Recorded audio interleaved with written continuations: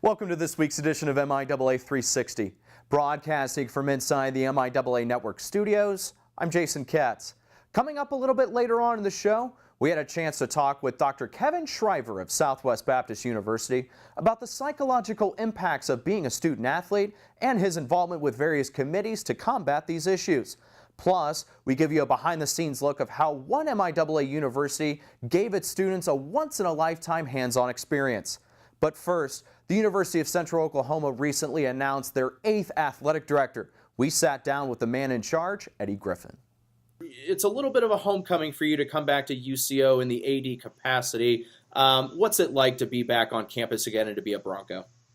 Jason, it's great. I feel blessed to be back at UCO and the energy and the excitement of the campus environment. So I'm really happy to be back, excited to get started. Now, and obviously this is your second time around being at UCO. You were the head wrestling coach there. Talk about your time as the wrestling coach and all the great success that you had in your tenure. Well, we were very fortunate back in those days and had some great kids that came through, and the wrestling programs in Oklahoma were strong, and we benefited from that and had a lot of great kids come through.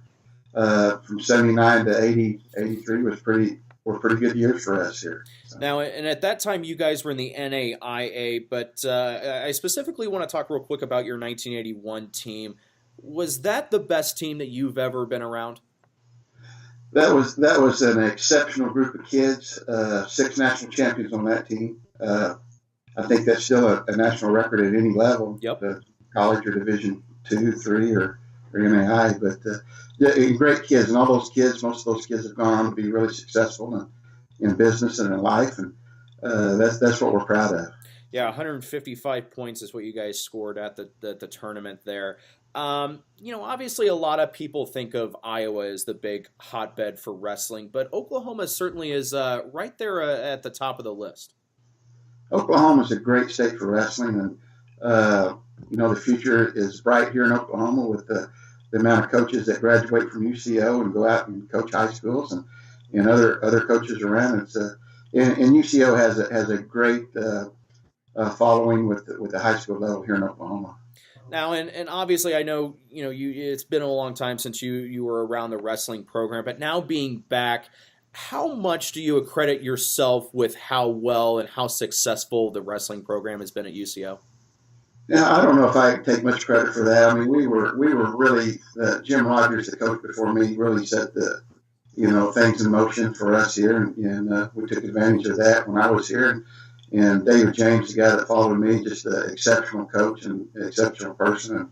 And he won 12 national championships, and there's just a lot of tradition and history. And the thing about UCO wrestling and the wrestling world. The people that graduate from here, they care about UCO wrestling, and they come back. So. Now, this is not your first time being an AD. You were an AD also at Northeastern State. Talk about those experiences and what you bring from Northeastern as their AD to where you are now at UCO. Oh, those were transitional years up there, too, at Northeastern, and had a great coaching staff, great kids there. In our whole conference, MIAA, there's great kids and great coaches and great people all involved, and it's the competitive atmosphere that I really look forward to and being a part of, and watching kids. What we told them is that we want to win championships in the conference and nationally, but we also want them to win championships in their lives and personally. So I'm excited to be around that type of energy with student athletes.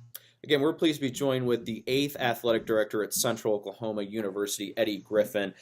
Eddie, you talk about the excitement level that you have of being back at UCO and what it means to be able to have a real big footprint on the future of Bronco athletics.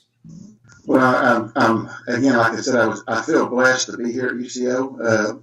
The amount of facilities, new athletic facilities that's online and is awesome, and it's going to make a difference here. It'll help recruiting, and all our student athletes will have finer facilities to be in. So I just think the future is good here at UCO, and I think the future is good with the conference. Yeah, and certainly those facility upgrades are a big part of, obviously what an athletic director does. But is there anything in specific that you have that was challenging to be able to make those possible? Well, I'm kind of last guy in on the block here with some of the facilities, and the people before me did a great job getting to where they're at, and I'll have the opportunity to help finish some of those up. But a lot of the hard work has already been done, and I have the opportunity to be here when it all comes to fruition, and our kids are able to, our student athletes are able to use those facilities. Again, we're pleased to be joined with Eddie Griffin, the AD at Central Oklahoma. What does the future look like for the Broncos athletic programs? Well, I think great. I think we got a great coaching staff. Looking at all of our coaches, we've got the energy is here. The coaches are good.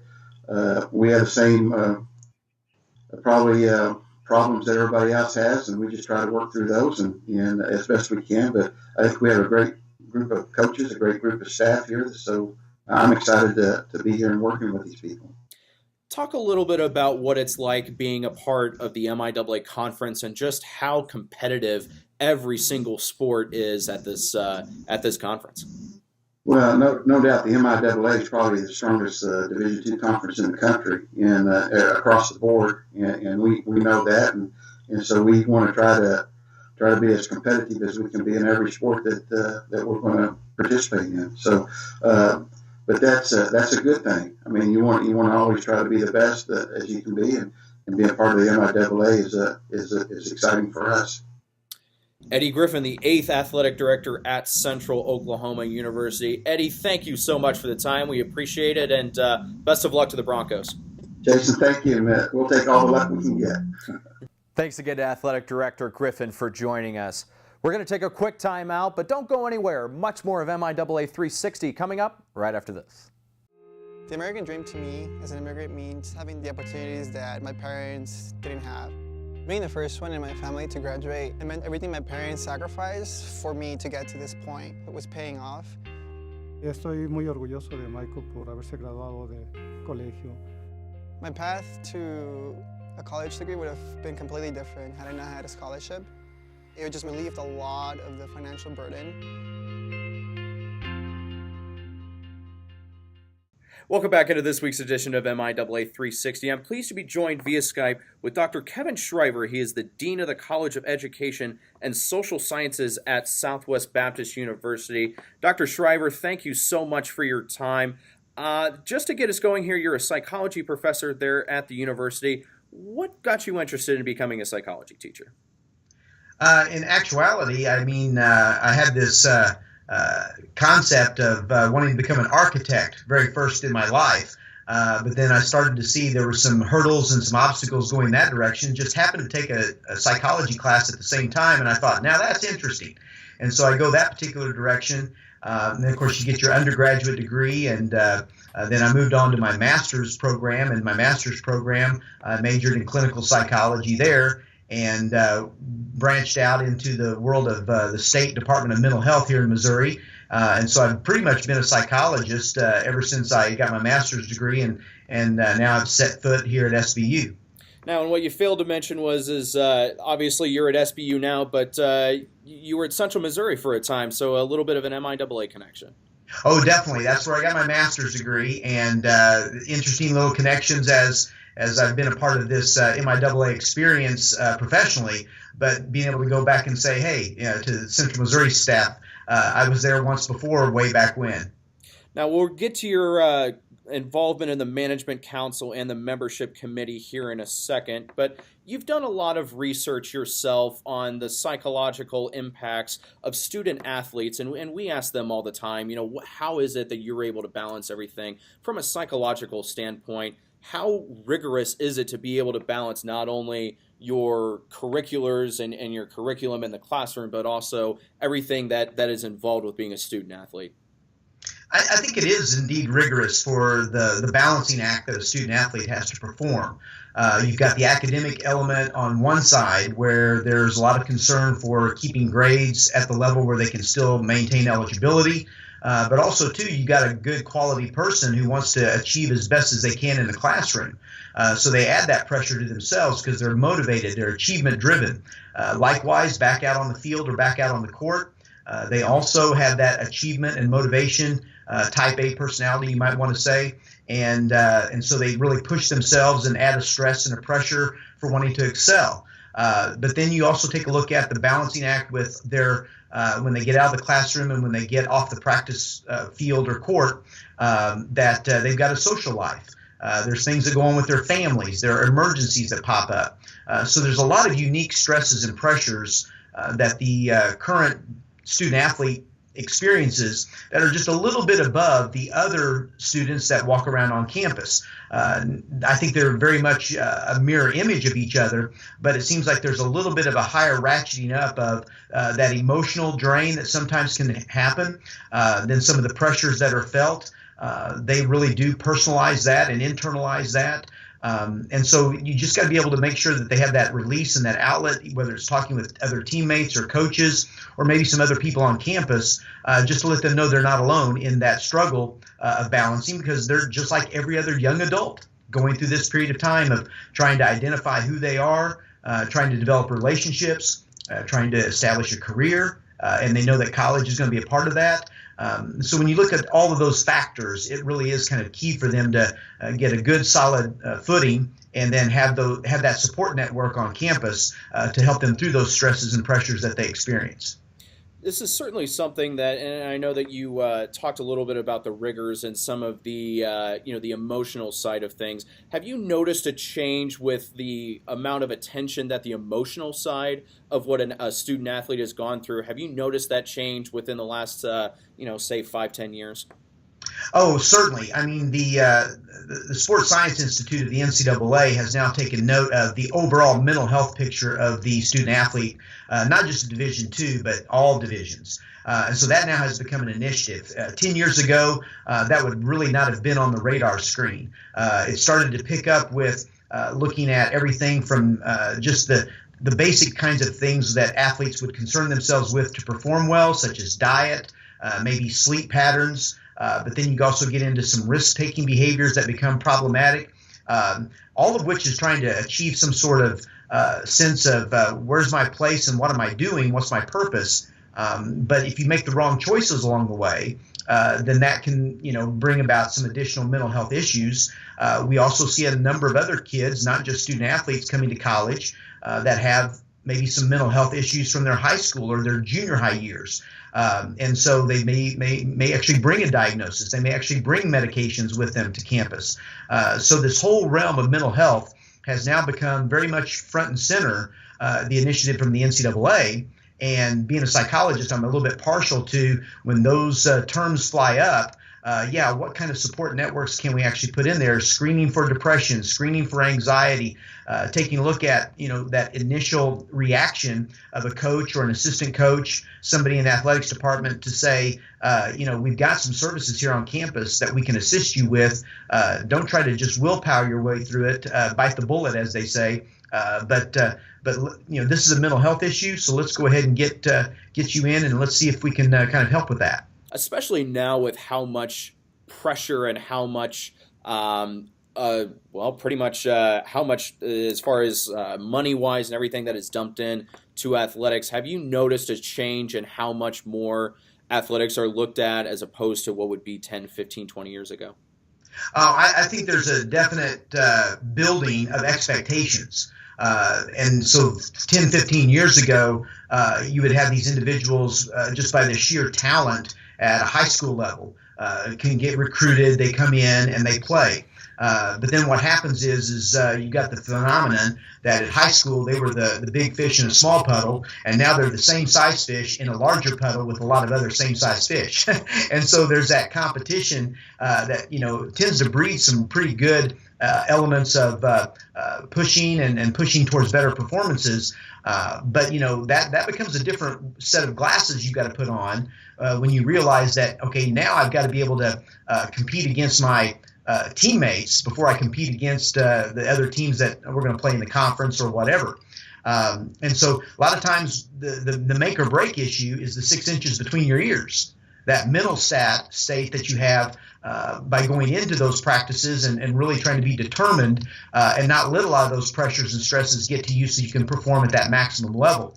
That tends to be kind of an eye-opening event for individuals that come to college because of that, because it was so easy for them in high school. Then you realize, oh man, that's a rigorous practice. Our coach is putting us through the drills. And it's not just even the practices. You start to realize that there's many more hours that you put into being a student athlete that you did not have at high school. So you start to realize those expectations now have been building. And it's not to say that they weren't always there, but again, their visibility is they know about film time for a football team. They know about what both the men's and women's basketball team are having to go through with regard to their practices if they share a gym and the time scenarios that they have to adjust for and then account for with respect to the student athletes' schedules in classes. It is always a constant balancing act, and that's it's difficult for the athletic department, it's difficult for the coaches, and therefore it's difficult for the student athlete. You mentioned a little bit about how the most important aspect would be the 6 inches between your head. Would you say the most important time for a student athlete is that first semester on campus? Oh, very, very much so. I mean, because you're getting your feet wet in a whole lot of different avenues that college life is going to try to engage you in. It can be a sink or swim moment. Even my research for my doctorate degree was on first semester college adjustment, not specific to student athletes, but we did realize that, there's a lot of good research that's trying to promote better orientation of freshmen when they come into a particular campus environment, seeing how those adjustments are made, and the earlier that you can spot check, maybe at a 5-week level or at midterms, what is essentially going on with that student athlete. Is there a way to salvage a particularly bad experience right off the bat? And again, it points to the fact that colleges now have to put those support networks in for student retention purposes. It's not just the student athlete we want to keep, it's all the other students we want to keep as well. And so that first semester is very, very crucial across the board. But then when you add the little stresses and pressure of being a college athlete, and am I going to be on the team or am I going to be a first stringer or second stringer, it can become a little bit more horrific for them in terms of that gray matter that they have up in their skull. Again, we're pleased to be joined by Dr. Kevin Schriver. He is the Dean of the College of Education and Social Sciences at Southwest Baptist University. Obviously, we've done pretty extensive work on the psychology side of what you've been able to accomplish in your career, but not only do you have that to speak for yourself, you've also done a little bit of management council, doing the NCAA Division II Management Council. You were the representative for the MIAA. Talk about those experiences. Yeah, correct. I've been an FAR at SBU for about 20 years now. And then I got to counting it up because I'm coming to the end of my management council role. But, there was 4 years on management council. I was actually about 7 years on another national committee, the Academic Requirements Committee. I was chair of that committee for about 3 or 4 years, I think it was. And then a membership committee that I'm on concurrently with my management council experience. I chaired it for about 2 years. And then the progress towards degree, the academic revisions that Division II went through, I was on that committee. So when you put it all together, I probably have about 11 to 12 years of experience at the national office in those various capacities. And at times have presented various documents and various initiatives at National Convention. In fact, this coming January, I'll also be a part of a panel, what's it like to be an FAR Division II school type of thing, and just trying to let people know what that role is all about and what we do best to try to help student athletes. So when you look over the course of my 20 years of being FAR, half of it's been spent with the NCAA national office. So I kind of have a little bit of an idea as to the overall national governance picture, the lay of the land, so to speak. Why we're trying to do this life in the balance and the initiatives that we brought forth to try to increase graduation rates and academic success rates. Those are the kinds of things that I think we can take a very prideful stance in because we know that in the long run, it's not just the on-court or on-field athletic experience that's going to benefit this kid. It's also going to be the classroom and the graduation and the preparation for career experience that's going to prepare this kid. The MIAA's We Care initiative really tries to attack that very well. Do you see this as a future way for other universities and other conferences and, quite frankly, other divisions to be able to adapt this, to be able to further their research and be able to further their development of how to treat mental health issues? I think so, because I think with initiatives like this, for a while there, we as a society even compartmentalized our lives so much that if you put the focus just in one area, then the other compartments tend to suffer. But this kind of stuff that the MIAA is getting ready to do, and what the Division II has kind of been about for probably the last 10 years, has been more about that balance and more holistically trying to really produce a good person as the outcome, rather than just a, softball athlete who won a national championship, or a track star who won a national championship. I mean, those are good, but you still want that well-rounded person, because they're going to maybe go into that field of athletic endeavor, or they may go into banking, or they may go into the classroom and become the next teacher for the next generation. Those then are the good role models, and you get that when you emphasize the holistic components, and I think that's where these initiatives take us. Division II, we go pro in something other than sports, right? That's right. There was a moniker like that a little while ago, wasn't it? Thanks again to Dr. Schriver of Southwest Baptist University for joining us. We're going to take another quick time out, but much more MIAA 360 coming up for you right after this. Being a champion takes more than talent, more than the perfect pass, more than using your head. Being a champion takes the spirit to always push harder, the ability to overcome any hurdle, and the fire to be the best. Welcome to Division II, where the pursuit is yours to create. And the question isn't, can you do it? It's, will you? Welcome back into MIAA 360. Back on September 30th, the MIAA featured its annual Fall Classic at Arrowhead Stadium. This year it was between the #1 ranked Northwest Missouri State Bearcats and the Central Missouri Mules. This was a once-in-a-lifetime opportunity for the players on the field, but it was also a once-in-a-lifetime opportunity for a select group of students. Our campus correspondent Allyson Cook has the story. The #1 team in the nation, the Northwest Missouri State Bearcats, took on the University of Central Missouri Mules at Arrowhead Stadium. It was a chance of a lifetime not only for those on the field, but also Central Missouri sports broadcasting students. Senior Kylie Rex explains.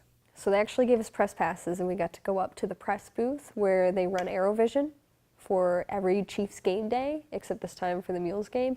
And at the time, I thought our whole class was just going to be able to shadow their team and how they would run the production.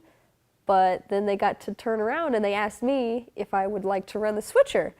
And that was so cool because their switcher was huge. It was gigantic compared to the ones that we got to use here. And that was an awesome experience. And I didn't even just get to use it for a couple of minutes. They let me run the switcher for the entire second half of the ball game.